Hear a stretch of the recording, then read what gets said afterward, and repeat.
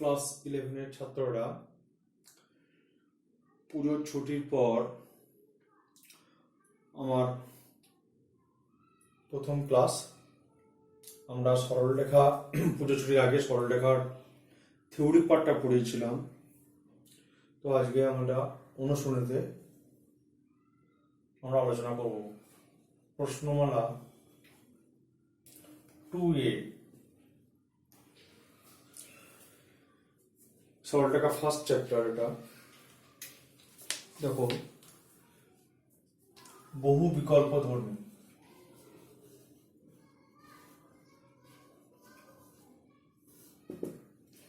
কিছু অঙ্ক আমরা প্রথমে শুরু করি। Question number 3, short question. এটা খুব ইম্পর্টেন্ট অঙ্ক। 3x plus 4y minus 12 equal to 0 এই সরলরেখা অক্ষ দুটির সঙ্গে যে ত্রিভুজ উৎপন্ন করে তার ক্ষেত্রফল নির্ণয় করতে হবে। অপশন দেওয়া আছে 4টে, যেটা সঠিক সেটাকে আমাদের টিক মারতে হবে।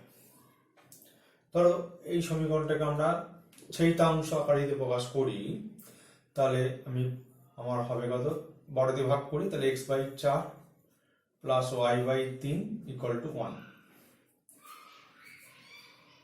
তাহলে যদি আমরা সরলরেখাটা গ্রাফ পেপারে প্লট করি, এটা x অক্ষ, ধরো এটা y অক্ষ, ওর হচ্ছে মূল বিন্দু, তার স্থানাঙ্ক 0,0 ধরা হয়। তাহলে x অক্ষের উপর ছেদবিন্দু স্থানাঙ্ক কত হবে, 4,0। ধরো এরকম একটা জায়গায় হবে 4,0। y অক্ষের উপর ছেদবিন্দু হবে 0,3। ধরো এরকম একটা জায়গায় হবে 0,3। এটা ধরো a বিন্দু, এটা ধরো b বিন্দু। তার সরলরেখাটা এরকম হবে, বা আরো বাড়াতে পারি ইচ্ছা করলে। তো আমাদের ত্রিভুজ OAB এর ক্ষেত্রফল চাইছি। তাহলে এটা ধরো ভূমি হবে, এটা উচ্চতা হবে। তাহলে ত্রিভুজ OAB এর ক্ষেত্রফল কত হবে, হাফ ইন্টু ভূমি ইন্টু উচ্চতা। তাহলে কত হবে, 6 বর্গ একক। তো আমাদের এটা অপশন আছে সি।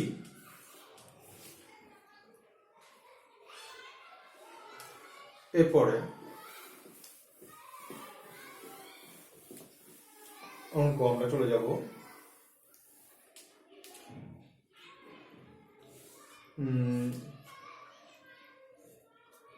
Question number 11। এখানে দেওয়া আছে, দেখো 3x plus 2y equal to 8। সরলরেখাটির নতি এবং y অক্ষের ছেদিতাংশ কোনটা? তো নতি চাইছে, মানে নতি মানে m, আর y অক্ষের ছেদিতাংশ মানে c চাইছে। তা y equal to mx plus c করলি আমাদের এটা এভাবে নিয়ে গেলে আমরা সব পেয়ে যাবো। তাহলে এখান থেকে দেখো 2y ইকুয়াল টু কত হয়, মাইনাস 3x প্লাস 8। তাহলে y কত হচ্ছে, মাইনাস 3/2x প্লাস 4। তাহলে এইটা হচ্ছে m। y ইকুয়াল টু তুলনা করছে, y equal to mx plus c, এর সঙ্গে তুলনা যদি করা হয়, তাহলে x এর সহগটা m হচ্ছে প্রবণতা বা নতি। তাহলে m এর ভ্যালু কত বা নতি কত, এটা। আর y অক্ষ ছেদিতাংশ মানে c কত, 4 একক। তাহলে যেটা আছে সেটা দেখো, মাইনাস 3/2 ও 4 একক, অর্থাৎ এই অপশনটা হবে। আচ্ছা, কোশ্চেন নাম্বার 15 যাব।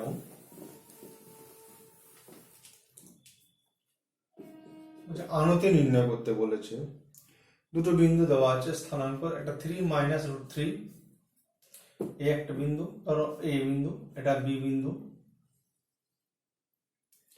বি বিন্দু স্থানাঙ্ক দেওয়া আছে √3, -1। এবার হচ্ছে এদের আনতি বার করতে বলা আছে। তাহলে নতি মানে কি, tan থিটা। তাহলে tan থিটা ভ্যালু কত হয়, y2 minus y1 by x2 minus x1। তো y2 কত, -1 plus √3 by x2 minus x1, √3 minus 3, that is এখানে √3 minus 1 এটা যদি √3 কমন না হয় তাহলে হবে 1 মাইনাস √3, তাহলে এটা কেটে এটা -1 পাবে, তাহলে -1 আপন √3। তাহলে এটা কত, tan কত ডিগ্রি, সেকেন্ড কোয়াড্রেন্টে 180 - 30 অর্থাৎ tan 150 ডিগ্রি, তাহলে থিটা কত হলো 150 ডিগ্রি। এটা হচ্ছে আনতি, তাহলে আনতি মানে থিটা, আমরা আগে ক্লাসে বলেছি, তার আনতি হচ্ছে 150 ডিগ্রি। এখানে অপশন আছে এ, অর্থাৎ ইনক্লিনেশন। আনতি মিন্স ইনক্লিনেশন, আর নতি হচ্ছে গ্রেডিয়েন্ট বা স্লোপ বা প্রবণতা। এরপরে 20 নম্বর অঙ্ক, এমসিকিউ লাস্ট অঙ্ক এটা।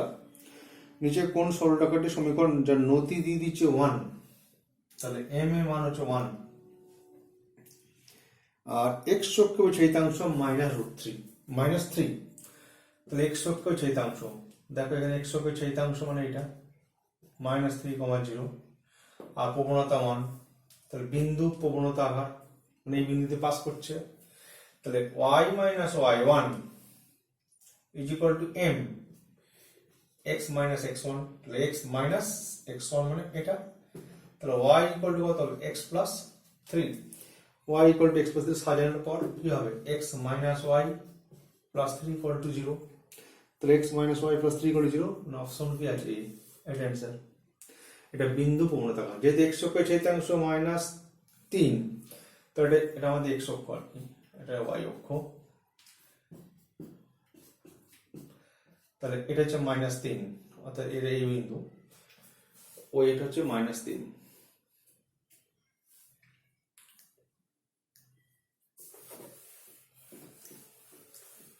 এরপর আমরা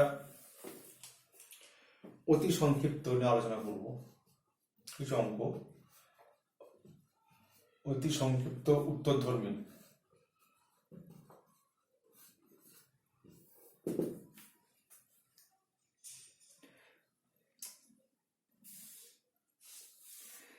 কোশ্চেন নম্বর 5, এখানে বলা আছে x cos α + y sin α, x cos α + y sin α = p। এই সরলরেখা অক্ষ দুটির সঙ্গে যে ত্রিভুজ উৎপন্ন করে তার ক্ষেত্রফল কত হবে।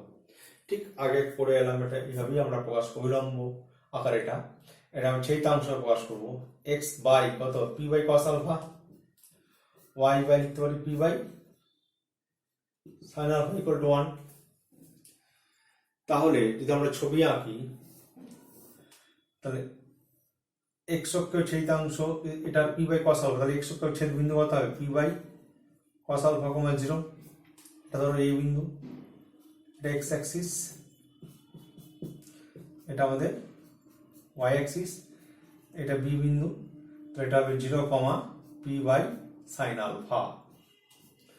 এটা o।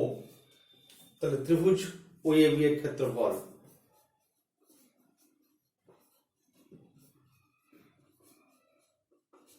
কত, হাফ ইন্টু ভূমি ইন্টু উচ্চতা, ভূমি কত p বাই cos α, উচ্চতা কত p বাই sin α, তার মানে উপরে p² বাই 2 sin α cos α, অর্থাৎ sin 2α এত বর্গ একক, এইটা হবে অ্যান্সার।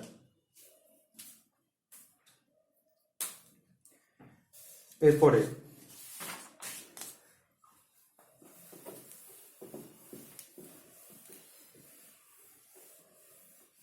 আমরা চলে যাচ্ছি কোশ্চেন নম্বর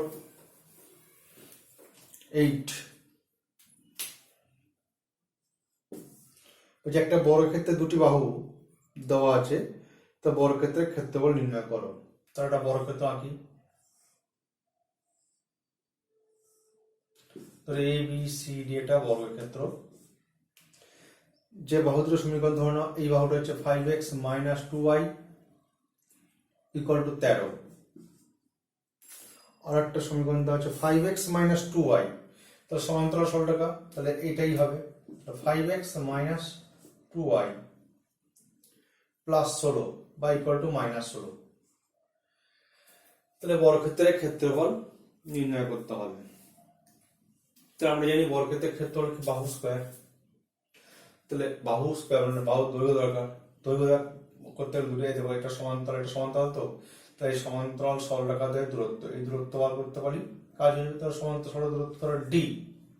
তাহলে d ইজ ইকুয়াল টু, তাহলে দুটো রেখা যদি সমান্তরাল হয়, ধরো এটা আমি ফ্লুইডটা একটা বলে নিই, ax + by + c10, আর এটা ধরো ax + by + c20, এরা পরস্পর সমান্তরাল, কারণ হচ্ছে এদের প্রবণতাগুলো সমান। তো এদের যে ডিস্টেন্সটা এই d এর ফর্মুলা হচ্ছে c1 - c2 বা c1 ডিফারেন্ট c2, অ্যাকচুয়ালি এটা c1 difference c2 by √a² + b²।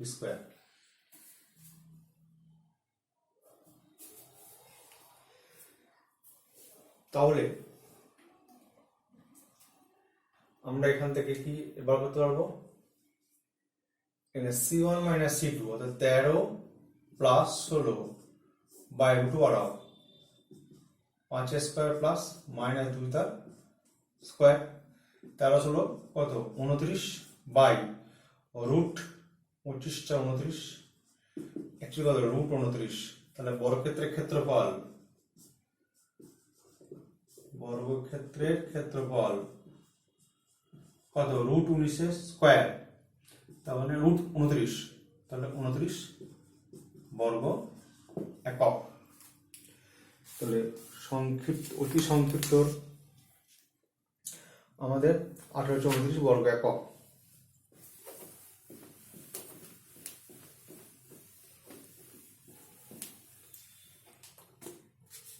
এরপরে কোশ্চেন নম্বর 12 বলেছে 2x - 5y + 12a = 0। এই সরলরেখার উপর at² 280 একটা বিন্দু, এর থেকে সরলরেখার অবস্থিত দুটি বিন্দু স্থানাঙ্ক নির্ণয় করো। বেশ, যেহেতু এই রেখার উপর এই বিন্দুটা আছে তাহলে স্যাটিসফাই করবে। তাহলে x এর জায়গায় কি বসাতে পারি, at² আর y এর জায়গায় বসাতে পারি 280 + 12a = 0। এবার দেখো 2a দিয়ে ডিভাইড করতে পারবো, তাহলে কি দেখ t² - 2a ডিভাইড করলে 5t প্লাস এটা কত 6 = 0। এটা মিডল টার্ম ফ্যাক্টর হবে t - 3 * t - 2 = 0। তো t এর দুটো মান পাবো 2 আর 3, তাহলে দুটো বিন্দু পাবো এখান থেকে। তাহলে একটা বিন্দু t² মানে কত, যদি t এর মান 2 হয় তাহলে বিন্দুটা কত হবে at², a আর t² হলো 4 আর 2at, t এর ভ্যালু 2, তাহলে 4a একটা বিন্দু। আর যদি আমি t এর ভ্যালু 3 ব্যবহার করি, তো যখন t = 2 আর যখন t = 3 যদি হয় তখন বিন্দুটা হবে t² মানে 9a আর t এর মান 3 হলে 6a, 9 আর 6 আর 4a এই দুটো বিন্দু হবে এই রেখার উপরে। চেক করতে পারো 9a যদি বসানো হয় না 18a - 30 মানে হচ্ছে -12a + 12a, this is 0, satisfy করছে।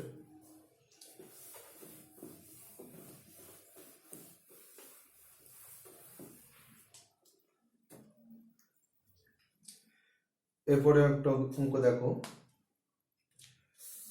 কোশ্চেন নম্বর 13 বলছে আণবিক 150 ডিগ্রি অর্থাৎ থিটা হচ্ছে 150 ডিগ্রি আর মূলবিন্দু থেকে দূরত্ব 10 একক অর্থাৎ p এর মান হচ্ছে 10। সরলরেখাটির সমীকরণ নির্ণয় করো। তাহলে একটা ছবি আঁকি, এটা x অ্যাক্সিস, এটা y অ্যাক্সিস, এটা ধরো 150 ডিগ্রি, আর এখান থেকে এটা হচ্ছে 10 একক, তাহলে এ বিন্দু নাম দিই, এটা বি বিন্দু নাম দিই, এটা ধরি এন, তাহলে এটা 90 ডিগ্রি, তাহলে এটা 30 ডিগ্রি, তাহলে এটা কত ডিগ্রি হবে? 60 ডিগ্রি। তাহলে অবিলম্ব আকারের জন্য কি পি এর মান 10 পেয়ে গেছি, আলফা কত 60 ডিগ্রি পেয়ে গেছি। তাহলে অবিলম্ব আকারের সরল সমীকরণ কি ছিল? এক্স কস আলফা, তাহলে এক্স কস 60, আলফা ভ্যালু বসিয়ে দিই একবারে, তাহলে x cos 60 plus y sine alpha, তাহলে y sine 60 equal to p, p মানে 10 একক, এক্স কস 60 মানে হাফ, প্লাস ওয়াই সাইন 60 মানে √3/2 ইকুয়াল টু 10, তাহলে 2 দিয়ে গুণ করলে x plus √3y equal to 20, এটা অ্যান্সার।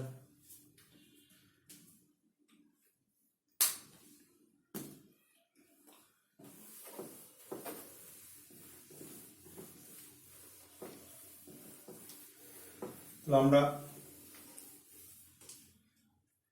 অতি সংক্ষিপ্ত এবং বহু বিকল্প ধর্মীয় অঙ্ক আমরা এটা দেখালাম। এবার বাকি অঙ্কগুলো যারা পড়ে থাকলো তোমরা আশা করি করতে পারবে। আজকে আমরা এখানেই শেষ করছি, পরের ক্লাসে আমরা সংক্ষিপ্ত উত্তর ধর্ম নিয়ে আলোচনা করব।